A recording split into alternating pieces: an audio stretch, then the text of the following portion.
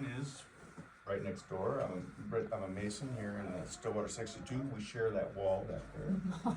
Second reason is this was my uncle's office. He was the doctor here in Columbus for, Scotty, how long was he?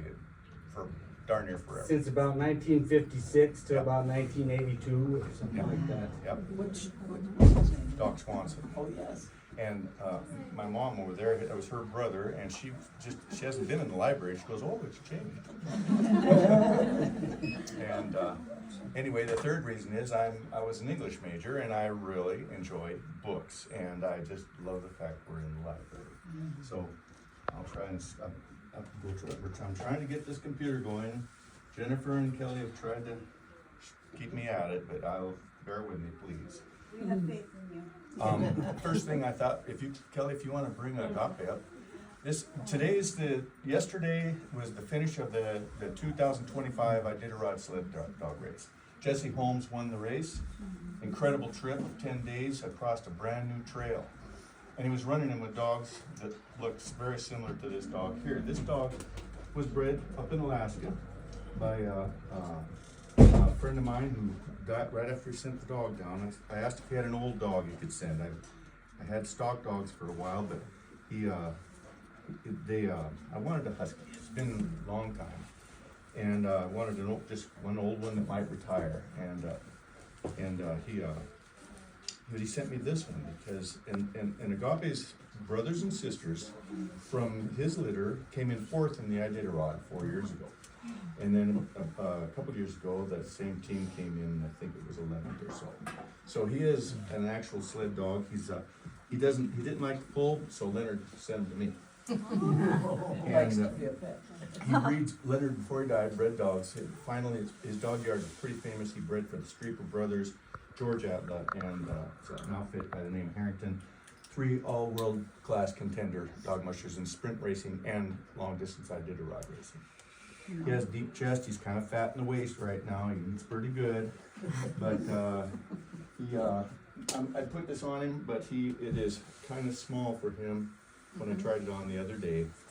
But it fits on over his head here. I could try it. Well, actually, no. We'll just stress him out. So I think so now he's got good. They're bred for their feet.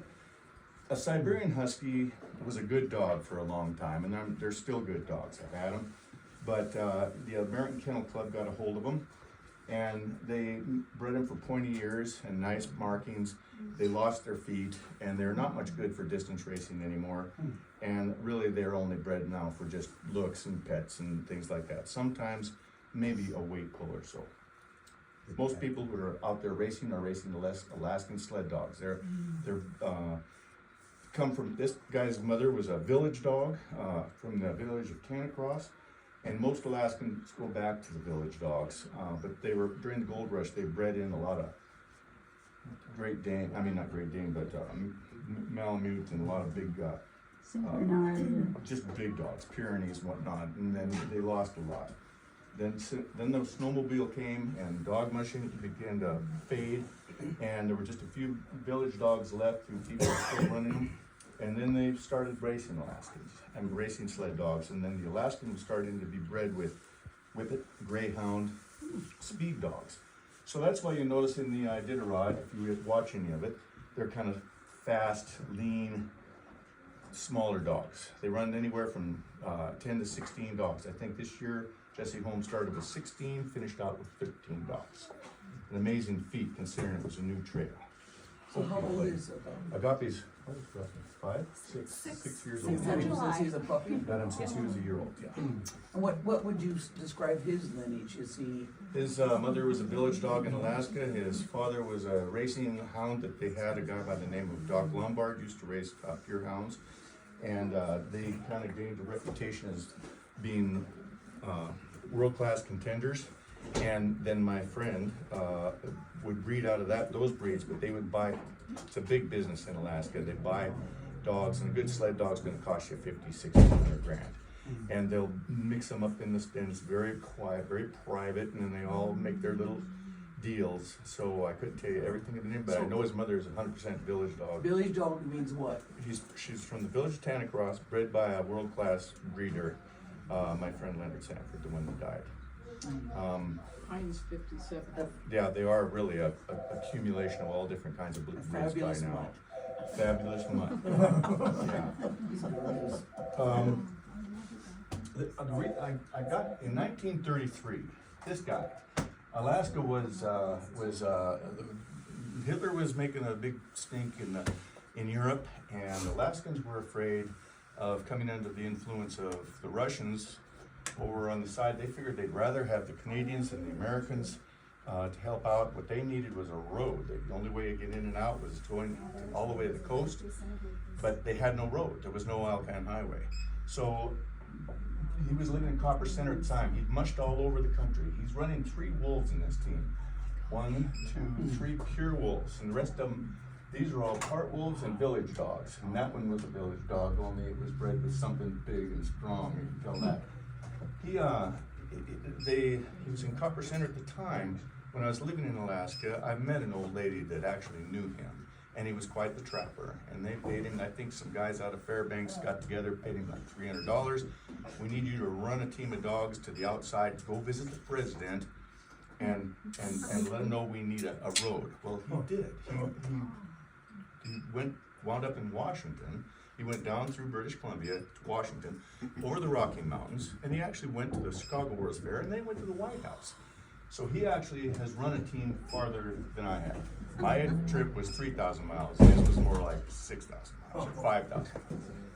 But anyway, he passed through Columbus in 1933, and at that time, my grandpa was the mayor of town. He was the dentist. His office was across the street, and as mayor, he had a local dignitary. He figured he better take this guy out to lunch, so he took him out to lunch.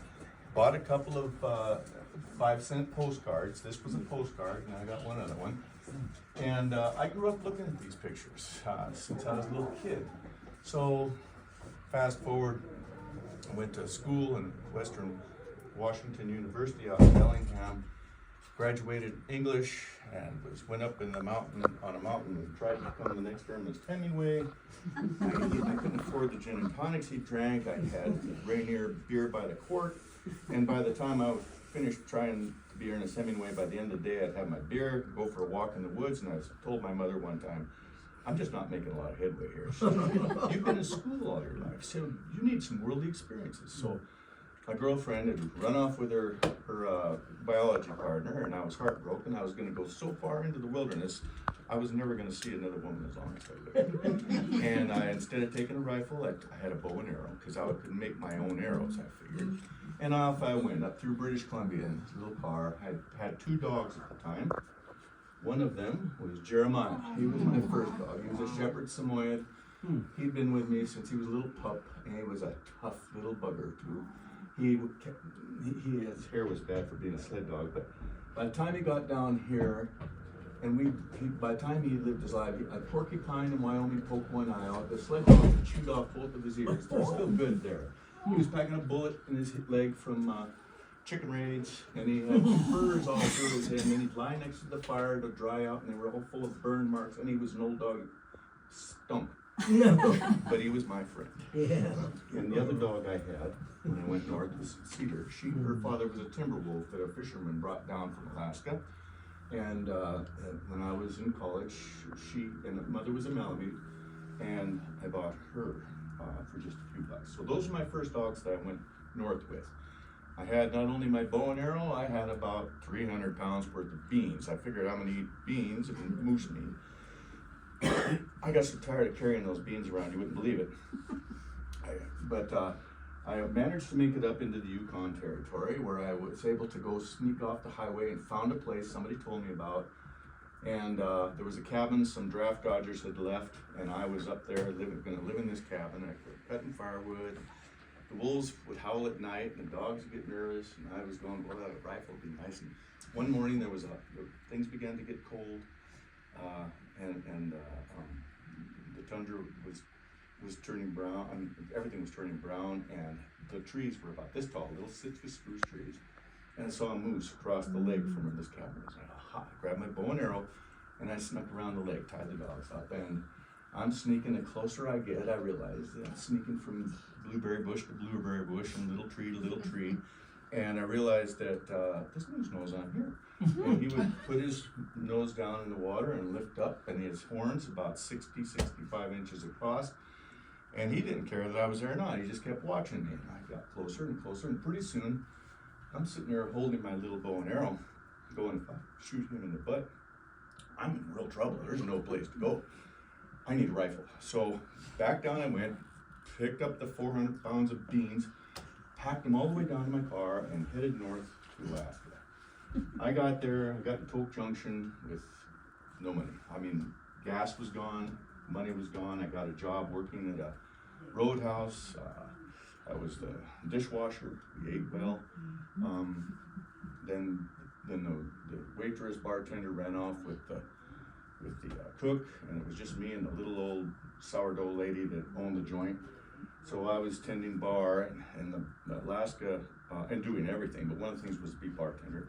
And I met a lot of Indians in the bar. Well, bars close in Alaska at 4 in the morning, and they open again at 6. At least they did in those days. This is back in 1981, mind you. This was, you'll notice my hair is black. So I found it was easier than letting them freeze to death outside, or having them stay inside and get in fights, or have to throw them out. I could take them home down the road about 12 miles to a village called Tanacross. And this got to be a habit, and I got to know a lot of these people. They'd sober up, and they would invite me to dinner and things, and a lot of them became very dear friends. And in the meantime, the little old sourdough lady closed down the roadhouse, and I was using my 2 dogs, and I was going down the road on my skis when a man pulled up by the name of Bill Arpino. He had run the first Iditarod, and he had a team of sled dogs that he wanted somebody to take care of, and he noticed I like dogs, and would you be interested? I have a cabin you can live in. Why, yes, I would be interested. And this is the cabin he gave me to live in. It was a neat little one-room shack, and it had everything, a oil drum stove, and there's my skis, and this was the dog yard here. There's I got 3 pictures of the dog yard. There were 2 strings of racing huskies, good racing huskies, and this last string, this was his lead dog, but these were Mackenzie River Huskies. And so as I got to, he helped me learn how to put a team together, how to mush dogs, and I would make money selling firewood out of the woods by using these dogs to haul firewood out of the woods. And my first time on the sled with these guys was quite a time, because I always had my dog Jeremiah in lead, and one day we had, see how I've got him in the front there. Well, a female was in heat, and he backed the whole string back on itself. Big fight.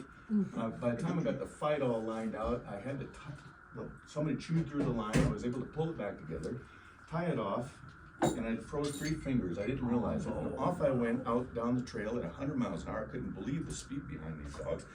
First turn, whoom, fell over, and now they're dragging me through the snow. And Arpino says, yes, you can run the dogs, but whatever you do, never let go of the sled. So I held on to the sled, and I was able to pull myself back up and get it upright, made a couple more turns, stop the dogs, realized my fingers were frozen, and so I had to turn around, get back, run into that little cabin, stick my fingers into, as most of you know, that when you have frozen finger appendages, you always get them started with snow, but me, I just stuck mine right in the cockpit.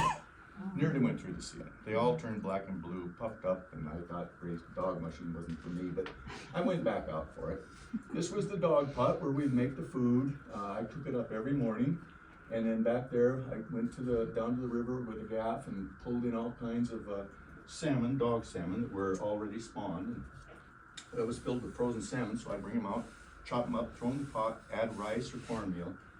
And then I go around and lay the food every night or every day on their boxes, and they'd have dinner. They just love me. And then so here I got a team lined up, and there's my skis. And so now I'm ski joring, not with just Jeremiah and Cedar, but I've got these racing dogs. And boy, could we get to town. It's 12 miles into town, and we could fly down the road. Another reason I've got this up there is it showed you what the first 1,000 miles of my trip was, off to the side of the road. And I thought I'd be able to run down a snow machine track down the side of the road for the first 1,000 miles. Turns out, not everybody ran snowmobiles once you got out of town. So I was in a bit of a jam, and I'll get to that later.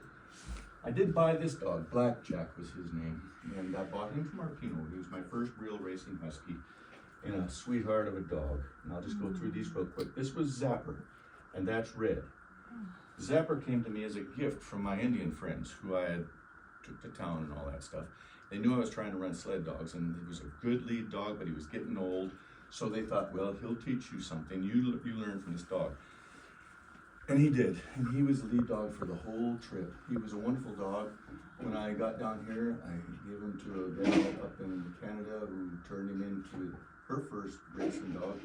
And now they have such a big kennel up there that you go down the side of the road, down by Lake Louise, Banff, and they actually have a highway sign that has the name of the kennel on there. He was a foundation of a lot of things, but he was my friend. And I've enlarged it, Jennifer. I'm not sure how to shrink it down. Use your fingers. Okay. Look at you. Okay. So then this is Indian. An Indian came to me from the Indians. I bought him for. I bought Red too, and then now they knew that I was working as a janitor for a while at the school and at the post office. I made enough money to keep buying more dogs. And Indian came to me. He was a good puller, but he bit he'd bite everybody that touched him. But I put him in the dog yard, and I feed him, and I clean up after him. And after about 6 months, I got where I could actually touch him, and he wouldn't try to bite. In the end, that dog, I never needed to worry about where he was. I could turn around, and he was just watching my back, always. A wonderful creature. That's Butterfly. The Indians gave me that one. She was quite the dog. She got so, when we were going down the road, we ate a lot of rabbits. Rabbits in the dog pot, rabbits for me. And when I was snaring rabbits until I got a 22. And, but she had eyes for rabbits. And if she saw a rabbit, all of a sudden she'd start boing, boing, boing, and she'd look over, the whole team would stop. By that time, I had the 22 out of put him on the sled, off we go, and by dinner time that night, just chop him up, throw him in the pot. That got us through British, all the way down through Alberta. That's Blue. Blue's problem, I got him cheap because he didn't pull. But I'm a sucker for a good deal. I thought, well, I can pull, and if not, he just looks good. So, and he was part Siberian, so. But actually, he was a good fast dog, and it took 900 miles, but then all of a sudden he started pulling one day, and he never quit. He was incredible, wound up being one of my leaders. This is Choco. Choco was a big, heavy wheel dog, strong. A gal down in Anchorage, a friend of mine told me she has this big dog in the backyard. She has a job, single mother. This is the boy's dog, but he needs a life, and so I went down, and Choco always held it against me that I took him away from that little boy. I'm pretty sure. He tried to run away, I'm sure, a few times, and I always needed to have him on a chain. When I got down here, I told him, okay, Choco, I told you get me to Montana and the Beartooth Mountains, you can run free. So we all went up to Stillwater at the end of the trail, and Choco took out after a deer. There's a waterfall there, I still call it Choco Falls. And I never saw him again. But the only reason I never saw him again is because I found out where he went. He wound up at the Beartooth Ranch. Somehow he wound up with Chuck Mussetter, if any of you know Chuck Mussetter. Chuck had never thought much of dogs, wouldn't let him in the house or anything, but according to Mike, this dog climbed on the couch and they watched television together for the next 13 years. So he had a good life for me. Okay, so here's the Mrs. Sanford. She is the matriarch of the family who took me in. After I was running sled dogs for Arpino for a while, the firefighting crew needed somebody to come. They were short one man, and so they said, if you can pass the step test, you're in, and we got to get going because we're going to leave tomorrow. So sure enough, off we went, and I passed the step test and then fought fire for the next 5 years with these guys on a hill attack crew. And after we came back from that first couple fires up in the Brooks Range, they invited me to leave the cabin I was in and go live with them back in the mountains on Indian land. A place called Mansfield, and there was a lot of Indians a little ticked off that I was there, but they finally accepted it. This was 14 miles off the highway, north of the Alaska Range, south of the Yukon River. And this little pole bridge goes over to the cabins. Our cabin was right over there, but there was a bunch of log cabins over here, and it was a fish camp. There was a lake up here, Mansfield Lake, and it came down, and in the fall, the whitefish would come down here, not like the whitefish we have. These are whitefish, big, good husky whitefish. And my buddy Ray there is in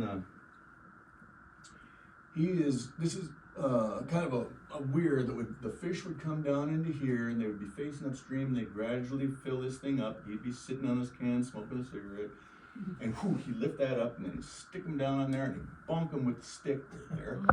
And then I'd load him up in a little sack and march him over across the way to the table. And there's Mrs. Sanford again, one of her grandsons. My dear friend Balcom, he was a Vietnam vet who was a scout behind enemy lines. Very good with a fish knife at filleting fish. He didn't eat much. Mostly he drank Italian Swiss Colony port, but he would feed our dogs for us all the time. And he was a very dear friend. There's Mrs. Sanford. She's making smoked fish, and it was great to snack on. They loaded me up with about 200 pounds of the smoked fish before I left. Made great dog food, fried up, good people food, good food. That's the little cabin. Kind of not much to look at, but it was cozy. I had there was myself and 4 brothers in that family, 3 of whom, and Balcom made 4. We had 5 of us in this little cabin. And I mean, it's 60 below zero. Everybody pulled their snow machines up. We had 4 dog teams around there. And we would train our sled dogs to run to these races and go to the villages and run races. And then I ran snowshoes besides race dogs in those days. I actually could make more money running snowshoes. Looking at me now, it doesn't seem possible, I know, but in those days, I could get around on a snowshoe. So we would do that and trapped, hunted for moose, and just lived back in the bush. Now that's the bird's eye view from as they say, unless you're the lead dog, the view never changes. And that's when I finally had a string together. And so now I'm ready to go. Mrs. Sanford had a pile of logs that somebody had quit her, and it was 3 miles outside of Toke Junction. We'd come from the village when we ran into town. Tommy, you build me that cabin, and you may live there as long as you want. So I put the logs up, and that's where I lived when we went to, or the boys and I lived when we went to town. That was pretty handy. You go down to the bar at night, and then on the way home, the dogs be all tied up outside to the sign. Climb in your sled, fall asleep, wake up, bang it when it banged against the door, and you were home. Designated drivers. Now this is the day I left Alaska. She made me a silver fox hat, Mrs. Sanford did. There's my musher mittens right there. And these ridiculous grizzly bear boots that I just had to have. She told me, they're not gonna do you any good, Tom. They'll fill with snow. Well, she was right. They were heavy and frozen, and I don't know, I don't even think it still happened. But there was my sled. Bill Arpino helped me build a sled. He sold me the parts. He had the Burnt Paw Curio shop there. But like I said, he was a musher. That was the guy that taught me how to run the dogs. And he helped me build this sled, and so I loaded the sled up, and the plan was run down the side of the road until I ran out of snow. I figured I could make it sometime until at least 1,000 miles. Well, that didn't work out so good. I'll explain later. Here's where I started. It wasn't very far. Like I say, I ran out of gas. And I lived back up in the bush. Back here was the Indian land, down to Token, and off I would go. But between here and Northway, the road was going through these hills, and what would happen is, I was just starting the trip. And what would happen was I'd get into a turn, and the sled would just slide off the icy roads, and hit the berms and roll down the hill. And then I had to stop and I had to take the dogs back up the hill, trying to hold on to a whole team, get them up through thigh-deep snow, unload my sled, get the sled up there, bring 300, all the food. There must have been 400 pounds of food on that sled. I was younger, like I say, up to the top, load the sled, take off again, and then to the next turn, roll it off the other side. no. And one day I remember I worked 16 hours and I made like 3 miles. And I thought to myself, Montana is a long ways away. Might as well be on the moon. What am I doing? And I asked that myself a lot, and people ask me a lot on the trail, and they still do.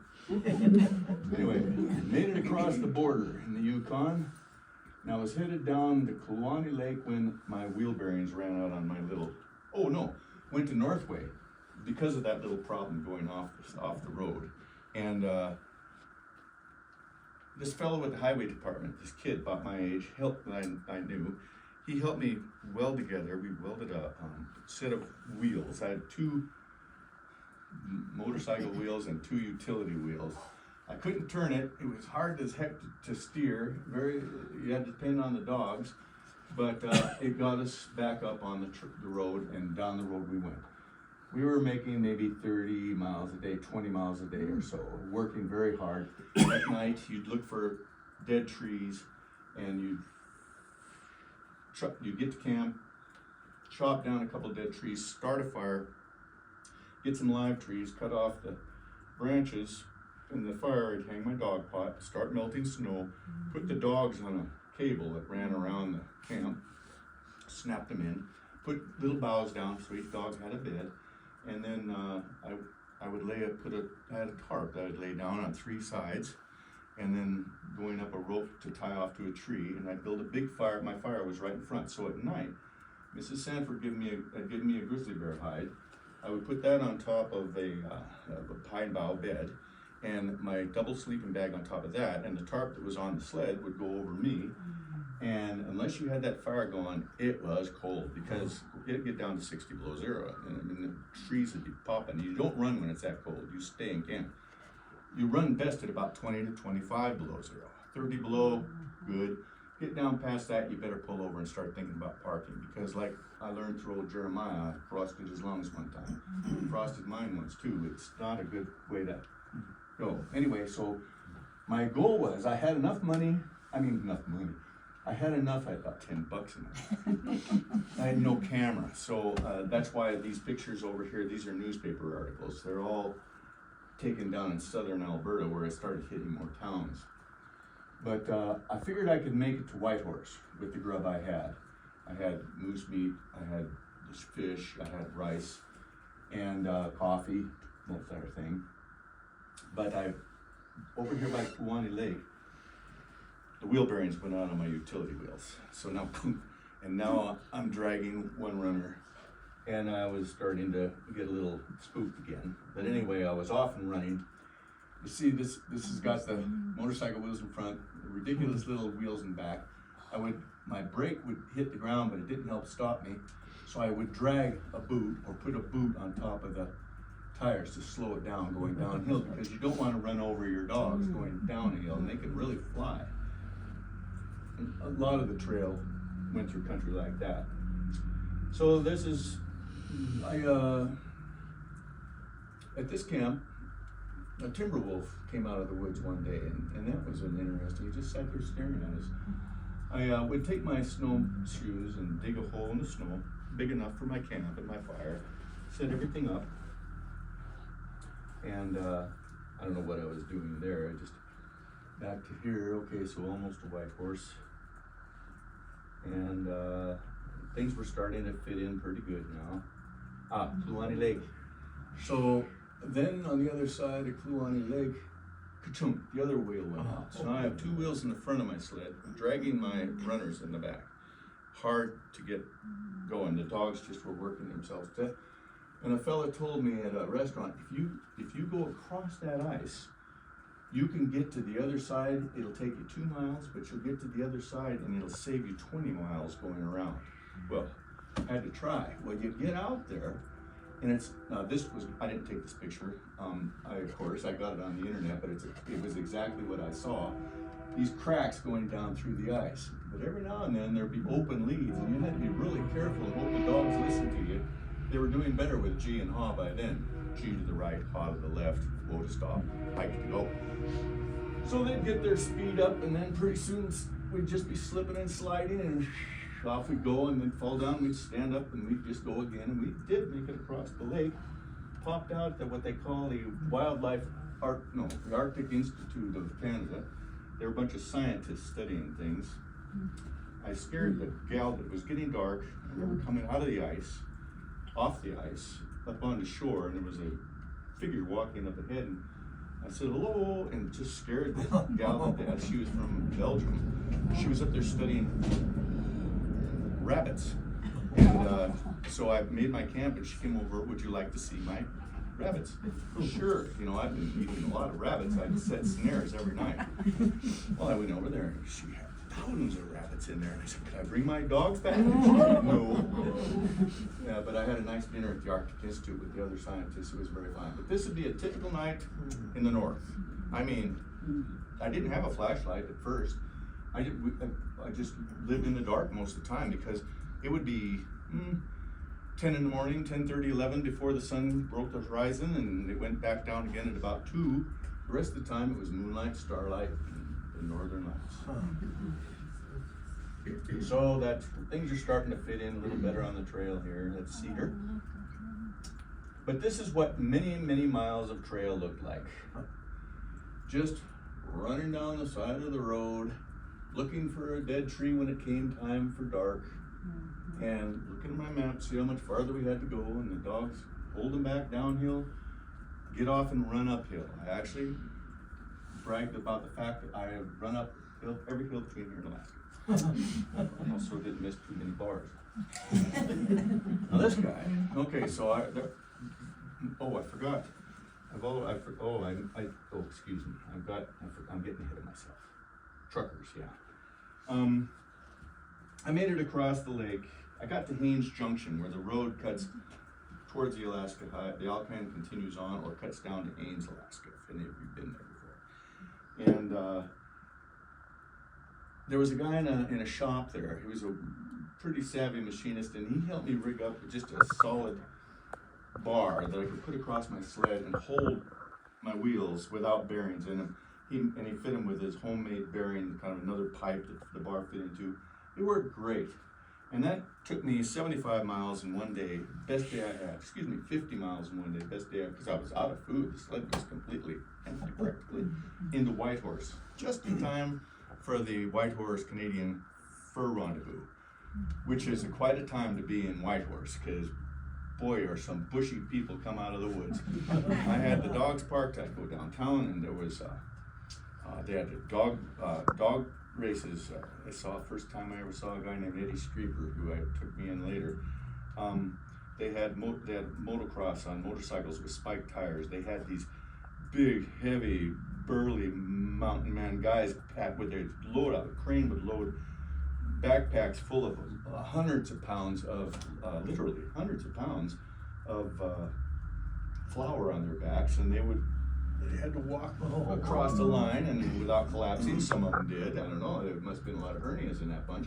Tea boiling contests, log cutting contests. It just was a typical northern rendezvous, and it was a blast.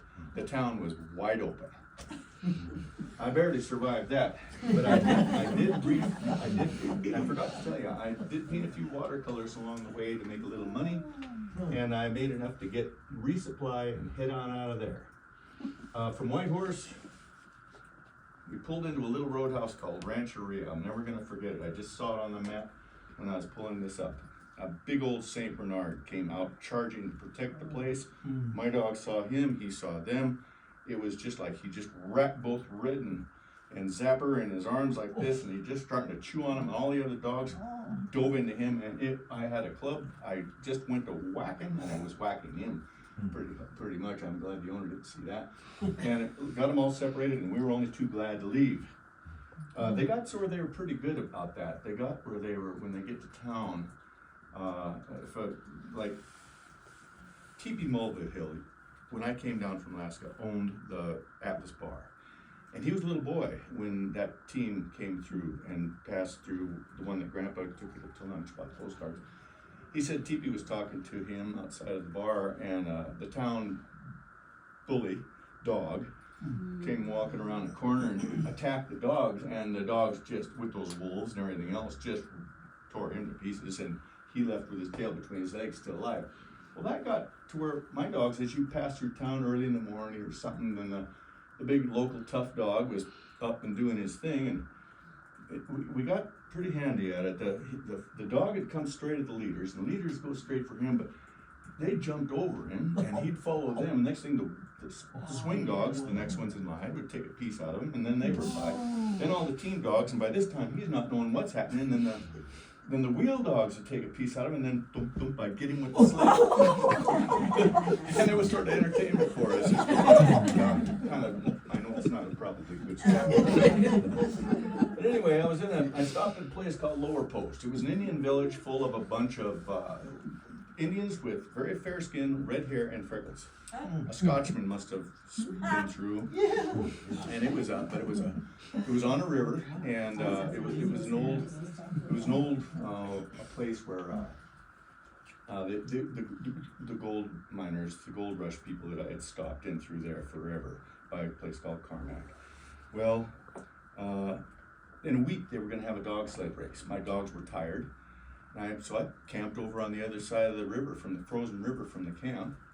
And I spent a week there, and I met a bunch of these people, and this one little kid in particular, his parents, and he would come over all the time, and then he'd stay in camp and watch my dogs when I went over, and I saw the coal miner's daughter there on a movie one night in a little log cabin full of Indians, and it was a dry town, which was good, but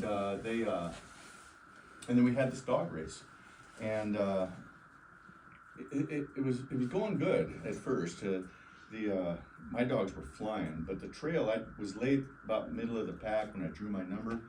The lead dogs went out on a frozen trail, but as it warmed up, it got what they call punchy. If anybody watched the Iditarod, they probably saw a lot of punchy in this last Iditarod. And but they were doing great. We got around right next to where my camp cut off, and up the camp to go, oh no, and back down. I pull them up the camp to go back down again. A little swearing and conjuring, and then finally got them around. We still came in third, and we were in the money. And there was going to be a snowshoe race, my forte. So I got in a snowshoe race after that, and I was doing great. Second place, ready to go for first, as we passed around a bunch of tires out in the middle. When one of those, I'm sure they did it on purpose, one of those first came along and stepped on my snowshoes, and down into the heat we went. And it was like they're all trying to hold me down while I could see that leader off going up. And I couldn't catch him, but I came in second, so I still made money in that race too. So now I have money to head back, keep going on the trail. However, I was at a party that night in the dry village, and somebody stole my boots. Yeah, we took our boots off the door, and when it was time to leave, my boots were gone. I didn't have any boots. I didn't have any extra shoes. What I had was a pair of moccasins, and I had these little rubber galoshes you could put over your moccasins in case it got wet. Well, by the time you drag one of those, you run a couple 100 miles, and you drag that to stop the sled and put them down on the wheels to slow down on the big hills. I burned holes through the galoshes, the moccasins, my socks, and then in the process of burning through my feet, I was standing in the snow, looking down at the Liard River, way down below at the top of this hill, going, how am I going to go down there when this guy pulled up? He was a trucker. He ran vegetables up and down the highway. He'd seen me for a few times, and he just wanted to know what I was doing. And I said, well, I'm cooling my feet. And I told him my story, and he climbed into his truck, comes out, brand new pair of really nice boots. Lasted the whole rest trip. This, I don't know if you, when Jesse Holmes won the Iditarod yesterday, his comment was, it's not about this moment now, it's all about the moments along the trail. And it was. This whole trip was about the people, and mostly about the people I met and the places. And this guy, not only that, he gave me $20, says there's a roadhouse down there. He says, you tell him I sent you and go in and have a steak.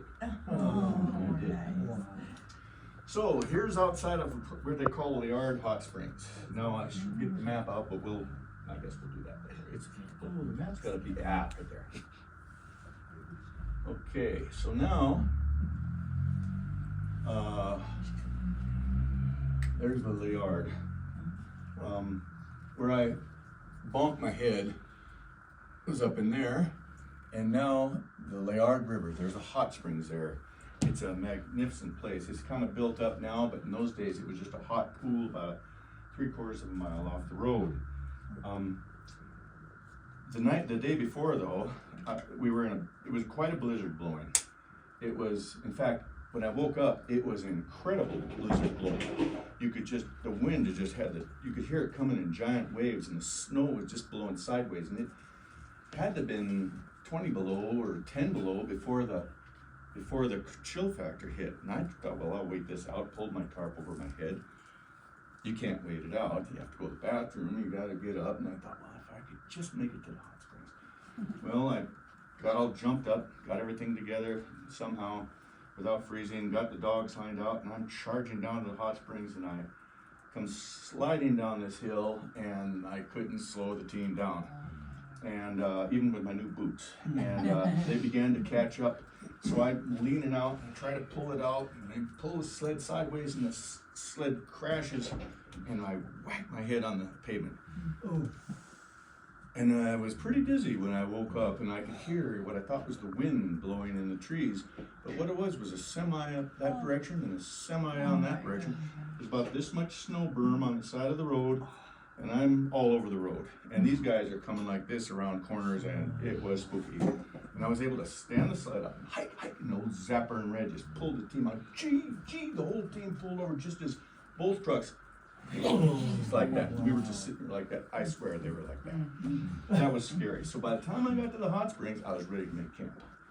And I went in and I sat in that camp, or that hot springs, for probably 4 days. Came out like a prune. But it's a wonderful place. I recommend Liard Hot Springs to anybody who ever goes up north. It was a lifesaver. So then I had to go up and over some mountains. That was in fact over the rest of the Rocky Mountains, Canadian Rockies. And this was later on in the deal. There was still plenty of snow, but it just sort of fit in that way. And I'm ahead of myself.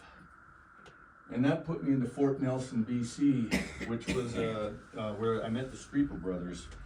And they took me over to their dog mush, and I saw my first real first class outfit there with dogs.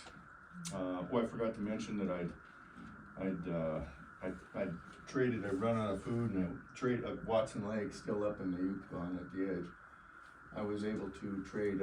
I had a bear claw necklace the Indians had given me with still silver and some beadwork, and I was able to trade that at a roadhouse to get enough to buy some more dog feed. And I was able to trade. I had a CB radio that my grandpa had sent me to talk to truckers, which I never used it. So I traded that to a guy for a brand new parka, that blue parka, and a little tape deck with, I'll never forget it, Linda Ronstadt and Don Williams, and I'll tell you why later. And I'll tell you right now, because I call those mountains the Pyramid Mountains. They're absolutely gorgeous as you're going up over the last of the Canadian Rockies, and I was feeling so good by then. The dogs were feeling good. The Pyramid Mountains were just stretched out, going on forever. The weather was good, and but my little radio, the batteries would wear down. So pretty soon, Linda Ronstadt's going, and so I'd stop and I'd make a cup of tea, rest the dogs, heat my batteries up in my little coffee pot, and they'd get going again. And a fella stopped. He's, as they often did, to say hello and see what I was up to. And I said, well, I'm boiling my batteries. And, really, and then I got them going, and I plugged them in.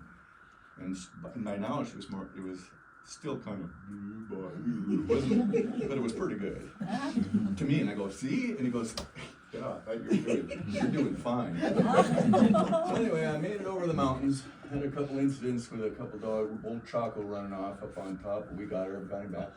Made it into Fort Nelson. And then, let me see what happened in Fort Nelson. Streepers and Tough Dogs on the way out of town, remember that. Then I made it down to Fort St. John, and at a campground, there was a campground, and I hadn't tried that. It was a novel idea. And it was also the last place that ran up that had snow. It was coming spring. And, but it was fine, everything was still good, and I camped next to this little lake, and I remember, I woke up one morning to just what sounded like a rifle crack, and it was a beaver out there slapping his tail. I'm sure lots of you have heard beaver slap his tail. And that reminded me of you when I was up in Alaska with my buddy Ray, and we were running a trap line, and we'd set beaver sets. We'd take a chainsaw, dig a hole in the ice, take a pitchfork or shovel, get the ice out of the hole, dig down some more until finally you had a hole in the ice next to a beaver lodge, put a bunch of snares on a dried spruce tree, stick that down, and then stick a couple of green spruce down there, so when the beaver came out of his lodge, they went and they'd circle that thing, they get into the snares, and you get them. Anyway, we had this beaver. I spent more in remembering old Ray. I remember because we finished, I don't know, our 4th set of the day, 5th set on snow machines, and we were tired, and just our last set, and of course, I'm talking, Noel can appreciate this. I'm always so confused. Well, a lot of people here are gonna appreciate how I don't have trouble shutting up. But, so I'm busy talking, and I just had set this pry bar down, or the shovel down on the other side of the hole. I should have known it was there, but instead, I just walked off and whoosh, and it's like 30 below zero. Next thing I know, Ray pulls me up by the hair. I had it back in those days, and pulled me out, and he handed me he said, "Get your clothes off." And I took off my part, I laid it down. Now everything's freezing up. I can't hardly move. And he runs over, he gets the snow machine, some gas or some oil or something out of the snow machine. He gets a fire going from wood from the beaver lodge, and he says, "Beat yourself with these sticks." And I'm trying to break the ice off.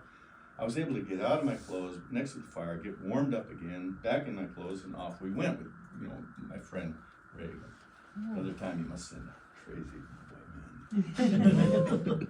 So I got out of Fort St. John, and I was headed to a place called, and this should be in the next map here. Yep. Grand Prairie, right there. There's Fort St. John. We went down through Dawson Creek. That was the beginning of the Alcan, so I'd made 1,000 miles by now. I'm feeling pretty froggy. Although it was not as fast as Jesse Holmes just did on me. I did it, but I was packing all my own gear and stuff, and no excuses. I had to spend some time in Whitehorse, you understand. So, Grand Prairie, I'm traveling by now. It's warm out, and the best time to run was in the morning or the evening at night. During the day, it was too hot. I didn't have a flashlight at the time, and I was constantly almost getting run over by people, and it was bothersome, and I thought, I gotta get out of here, and I headed up to what they call the Forestry Trunk Road. Instead, my plan had been to go to Edmonton, but look at all these people. So there's an old trunk road. This is Jasper National Park. This is Banff National Park, if you've ever been there. Gorgeous mountains, the flat country, and then these foothills run all the way down. And they're foothills, but there's some pretty big hills. And it's just this dirt, muddy, gravelly road that just wound down. It was built, I think, back in the days of early exploration for gas and oil up there. Gorgeous country, but when it's rained, it was pure mud. And but you didn't see people on that road hardly at all that time of year. I'd go a week or two at a time without seeing anybody. But anyway, I got in there, and I remember somewhere in here, right around in here by the Smoky River, in a rainstorm with this giant mountain in front, the dog's all muddy, I'm all muddy, the sled's all bogged down, and I just can't bear to do it. And it was just like back when the sled was rolling off the road, and in my head it's just like 1 foot in front of the other, Tom, 1 foot in front of the other. And it's still a mantra to me when things get tough. 1 foot in front of the other with a noble goal, faith, perseverance, and you will achieve your goal, hopefully. That's how I built my cabin. That's how I've bought anything I've done since. But anyway, so that took me down to Hinton, which was an interesting town. I met some people, took me up to Jasper while the dogs rested. And then I just kept going on down the road here. See what we can come up with. There's the dogs taking off, just about ready to lose them. Here's hitching them up. And by this time, I forgot to mention, back in Fort St. John, somebody had interviewed me on the radio, and I was staying in that campground where the beaver had slapped his tail, and they asked if I had any trouble, and I mentioned, my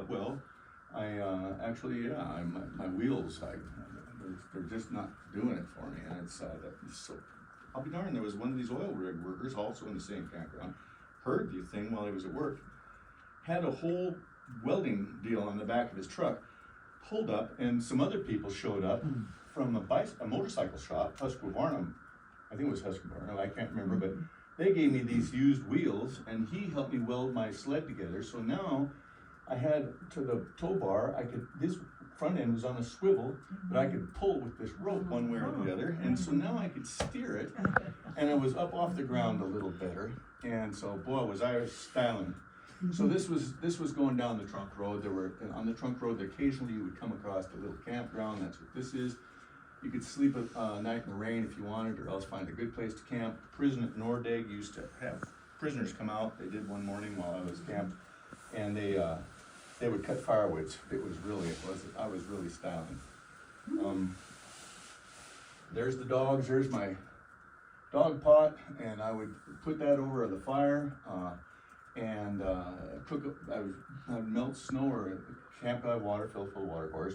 The dogs would eat melted snow for water, but then it would cool, and then they'd just all eat out of the same pot at one at a time.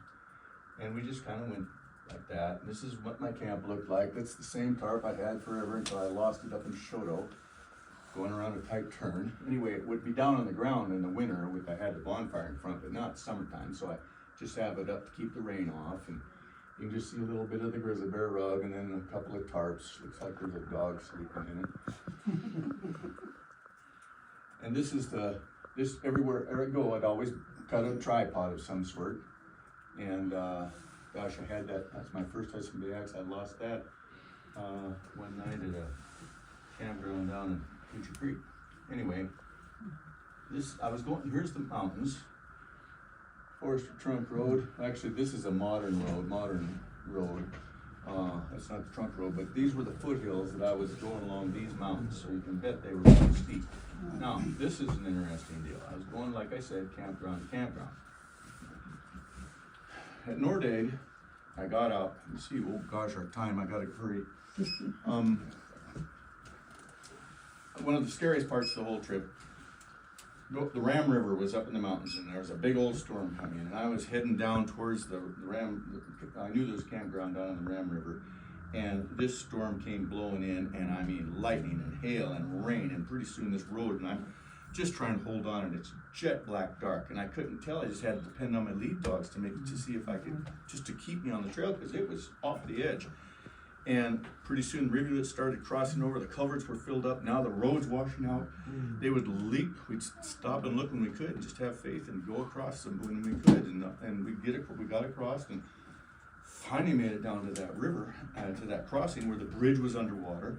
I got across the bridge, and there was one little light in the woods, and I went over there, and it's just pouring rain, and I knocked on the door, and I could tell I heard this laughter and everything, but a family having a good time. I must have scared them, I bet, but they Dad opened the door, and I go, he said, where's the place to camp? And he goes, are you kidding me? It's a campground. And I said, you look terrible. What are you doing out here? I said, well, I'm on that team of dogs over there, and he shines his flashlight, and they're just bedraggled, and he goes, no, there's no place. I was hoping for a wood shelter. There wasn't. He said, I said, well, I'll camp under that picnic table. And he said, no, you come on in here, you look cold. So I put the dogs up, and I think I had some jerky or something for them, and went in, and these people took me in, and they followed me down the trail for they were on their family vacation. But before they could follow me down the trail, not only did that bridge wash out, but the other bridge at the other side of the campground was also underwater, and I mean, that water kept rising. And this went on for 4 days. That was a heck of a storm. And so during the day, we went out on our little island in the middle of this raging river on all sides, and we had little sticks that we'd put down, and we'd watch how the river was coming up each stick each day, and finally a little rabbit was up there with him, and the kids took the rabbit, they named him Tom, I got it. We made plans on getting the kids up into a tree and tying them off, and taking the dogs and tying them off in the tree in case we had to, and everything floated away. Well, luckily, it all went down, and by the 4th day, it was all gone, only now, the bridge embutments, the road was still there, but it was all washed out, and it looked pretty thin. We crossed it a couple of times, the river's still raging, mind you, but it's going down. So I took the team and I went across, and that worked out pretty good. So he walked his family across. We each took a kid by one hand, and then he got in that outfit, Nielsen was his name, and charged across, and we made it. He just called the other day, actually. Both the little girl and mom are gone now. The boy is a Mountie up in Calgary. Okay, so we made it to Ram Falls, and that was a swell campground. This was later, when I took Kelly up there on to shore my trip. In fact, I tried to shore that road, but I couldn't find it. I'm going, my memory's bad, but I know this road was here. So we went over to Nordegg, and she went to get a burger while I went back to the museum. I said, do you know there used to be a road that was really, oh, you mean the Corkscrew Road? And I go, yeah. Oh, that washed out in 1981. I think I was the last one to cross that road.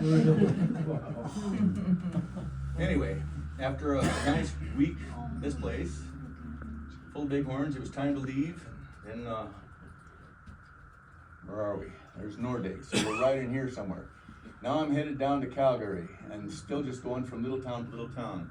That's a lot of, from by now, people in Canada started realizing I was up there, so newspapers would show up. That's why these are all probably pretty much Canada and a little few Montana newspapers.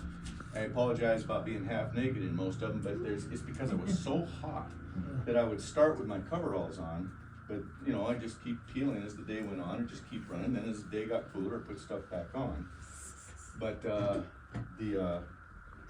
we made it to, where was I? Made it to Cochrane, and that's where I fell off. Clara Borland knows that country well. Her daughter married Our family lived there, yeah, and still do.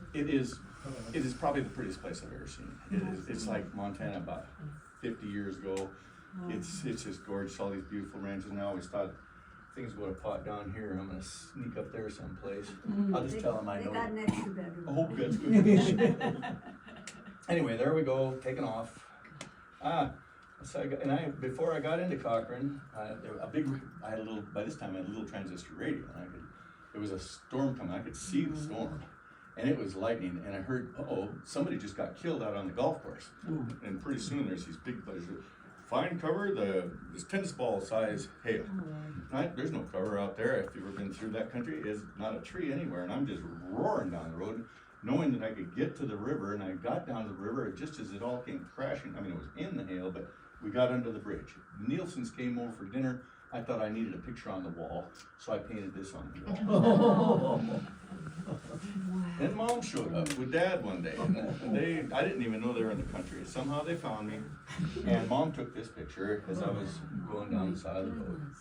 This is, the reason this is in here, you'll notice 2 different color shoes. Now I'm wearing tennis shoes, but they wear out fast when you're going down the road. But Barrow Pit is a beautiful thing. And I would look for tennis shoes. It's surprising, you could always find one tennis shoe. Somebody lost their other one, they throw them out the window. Well, there's some pretty good tennis shoes on the side of the road, so I kept in shoes. I'd always keep an extra pair in the sled. Now this is making dog, and now it's summertime, and we're at the campgrounds, and this is Black Diamond, Alberta. The kids would collect like magpies around the horses. They just loved it. And I was making dog booties. I'd have to put booties on, find an inner tube on the side of the road, and I'd sew on a piece of leather on the top part. And as the dog's feet got sore, I took tape and I taped them on, electric tape, taped them on their feet until they'd wear out. And then, so every night, you're making boots, dog boots. This guy, I was just getting ready to leave the campground, and wrote me this song, and everybody in the campground, all my new friends came over to say goodbye. I'd given all these kids rides around the campground and stuff, and they were always hanging out with bicycles. They were getting ready to go. There we go. Oh my goodness. I think I took off and hit a Look at him gate on the way out. It smiling. was a pretty sloppy The exit, dogs but are we made it. smiling. Now it's back out on the trail, going down the Canadian Rockies again, foothills of the Canadian Rockies, and I get down to the border, and I run into this character. The name's Rufus Goodstriker, and he's an interesting man. I was just almost to the Canadian border, and he had this truck goes by, past these Indian women picking berries, hi, and didn't say anything. And then a truck goes by, and this guy gets out, looks up both ways, and he says, "Do you drink beer?" And I'm like, "Oh God, that looks great." And we went in, and he says, "I live just up ahead, your dogs are tired, we're having a powwow in a few days, come on, I want you to stop by and meet some of my friends." Well, what he needed was somebody to help him stack hay. So I stacked hay for 3 days, and by that time I was ready to go. But he was a great guy. This is a picture he sent me of at the powwow. I wish I would have stayed, actually. So here we are, I'm putting a dog booty on old Blue, because his feet are getting sore, and we're just about to the Canadian border. And you can see the mountains in the background. This is, if any of you have been over Chief Mountain, I crossed at Chief Mountain.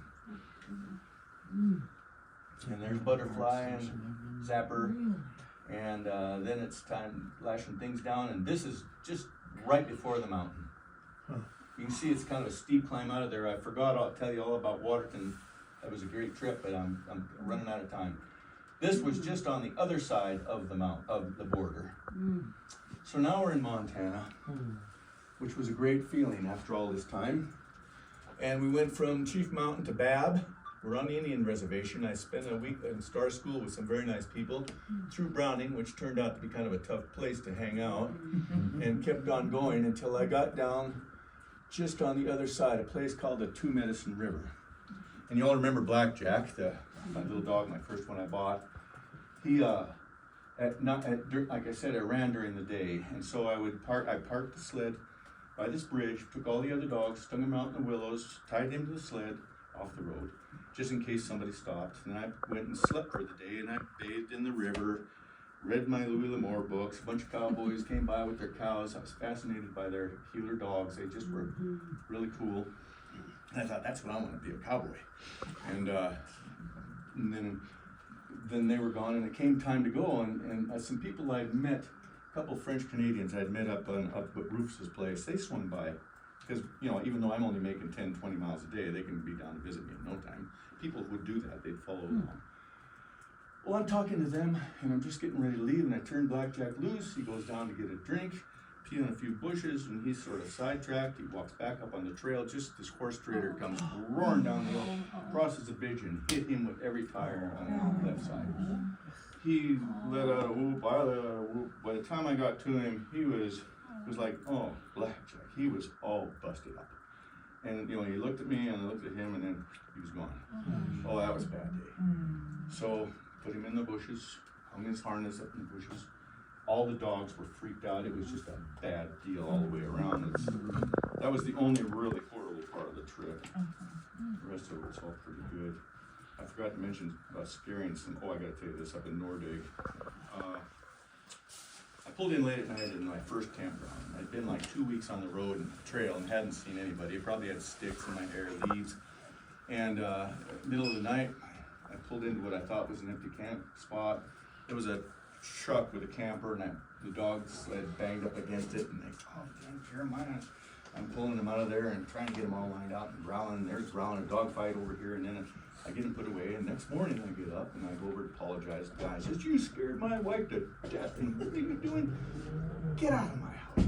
I mean, out of this thing. Oh, he was pissed. And I felt just terrible about it, but the dogs were gonna stay there, and I built my little fire right there, and I'm chopping up rabbits, and I hadn't seen people for the last 2 weeks, and I got the dog pot going, and I got my little piece of block of wood, and I got a little coffee pot set up in case company dropped by, and people would walk by looking over there, and I'm chopping rabbits up and throwing them in the pot. And hi, would you care for a cup of coffee?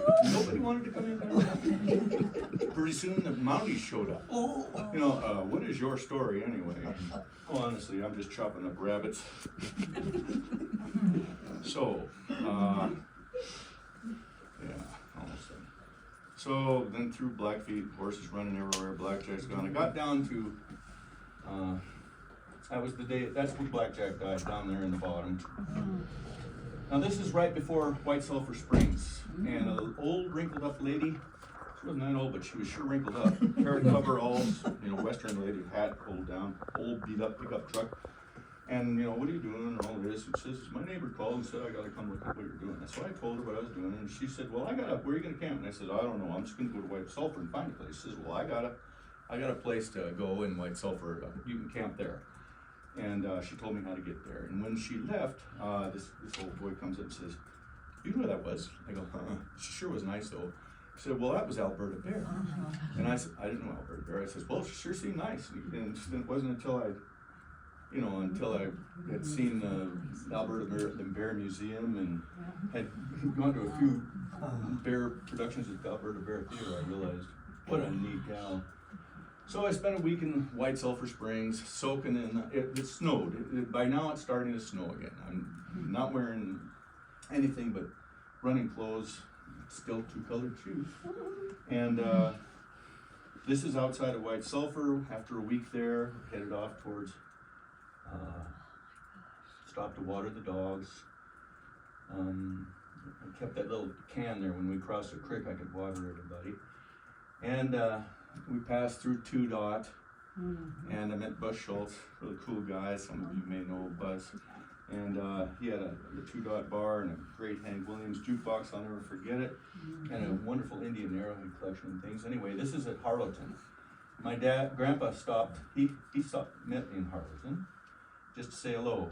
And then I got to Rygate, turned south, we're almost home, boys. We get down to the Rapple and it was snowing to beat the band. And a fella came out and says, you know, come on in, you can sleep in my shop. And Slim something. And I did. And he took me down to town, and the old bar before it burned down had a collection of rattlesnake. That's what they did for entertainment, is they collected rattlesnakes out there. They had a big contest, and I thought, God, I don't want to sleep around this place. Yeah. But I did swing by the school on the way out. Some of those kids still come up to me to this day, and they talk about it. Here I am, almost in Columbus. That was the only time Jeremiah was so sore he couldn't run, but he refused to ride on the sled. Oh my God. He was quite a dog. I got down, and there I am, and you might recognize this. That's Kruger Ranch. Isn't that it, Scotty, up there? It was Kruger Ranch on the right. It was, anyway, heading down the road. Yellowstone, it was clear. Oh God, the Beartooths looked so good when I topped out that hill, coming out of a big coulee. And here I am in front of Uncle Kay's house. And there was just Grandpa and the newspaper guy. And it was, you know, after all this time, 3,000 miles, it was quite an interesting place to be. It was glad to be there and everything. And he snapped a couple pictures, and I put the dogs away, and it was just like another day. And I went over to stay at Grandpa's. This is a different picture of that same guy. I think this is a different one, showing those 3 wolves a little better. And I got to thinking how I look at the 2. I just noticed the other day, after my rough start being at Chaco, I think I came in feeling look how light my sled is. Got my little 22 there, even had a brake on the handle. No, it was just wonderful. And I got thinking, that looks just like old Slim's. I must have done something right. So there I was. There's Grandpa in front of Kay's. There's the Yellowstone River in the background. I went to stay with Grandpa I lasted about a week. I put the dogs in the bushes around the house where Scotty lives now, 2nd Avenue and A Street. And but I would go down in my old bedroom, and I could just hear my heartbeat ricocheting off the seat. I've been outdoors for 8 months, and I could hear my heartbeat. I could hear my breathing. I just couldn't sleep, so I'd get up and I'd go outside and I'd sleep in the bushes.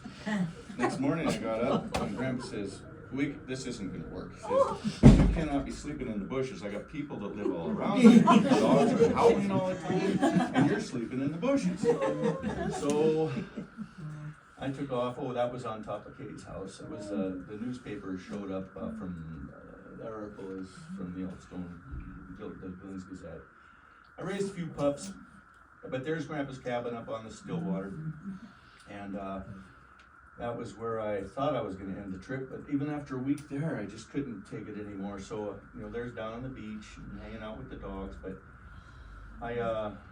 it just wasn't working. So I headed on up to the, that's different. I headed on up, I backpacked the dogs up the river. I took them to the trailhead, then we walked up the river and it got to a place called Hawk's Rest, and it was snowing, about 2 feet of snow on the ground, and I realized I can't go any further. After 8 months, 3,000 miles, I'm done. Finally dawned on me. It finally made sense. I can see that rock every time I go by. I was so sad it was done. Turned around, went back down to the cabin, spent the winter writing the first draft of this book that I have continued to work on. Took up the outfitting business, a few trips to Wyoming, where I got hooked on art galleries down in Jackson Hole. Began to realize, everything I've done, I painted pictures all along the way. Mom was director of the Spokane Art School when I was a kid. Dad was an investment advisor, but he sculpted on his spare time. This is at the upper camp, so I always went back to art, so I decided I'm gonna be an artist. That's when I decided to get into art. Then I began to, but I still have my outfitter's license. I've had it now for 38 years. And I took, Noel helped me a couple of years, didn't you? With the FBI hostage rescue team, I would give seminars teaching them how to pack. Russ, I think one of these might be your panniers in there. Hard to tell. Oh, wow. And so anyway, this is up on Noel's land in Horseman Flat, and we're out teaching the FBI because they go rescue people in a lot of places, and they need to know all this stuff, I guess.